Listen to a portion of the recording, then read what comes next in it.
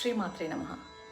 త్వదీయం సౌందర్యం తుహినగిరికన్యే తులయితుం కవీంద్రాః కల్పంతే కథమపి విరించి ప్రభృతయః యదా లోకౌత్సుక్యాత్ అమరలలనాయాంతి మనసా తపోపితృష్ప్రాపాం అపి గిరిససాయుజ్య పదవీ.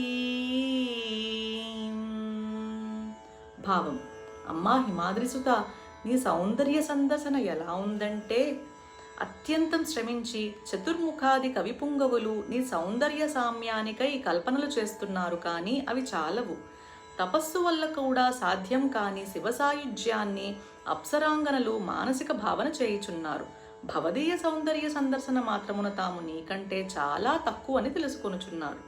శ్రీమాత్రే నమః.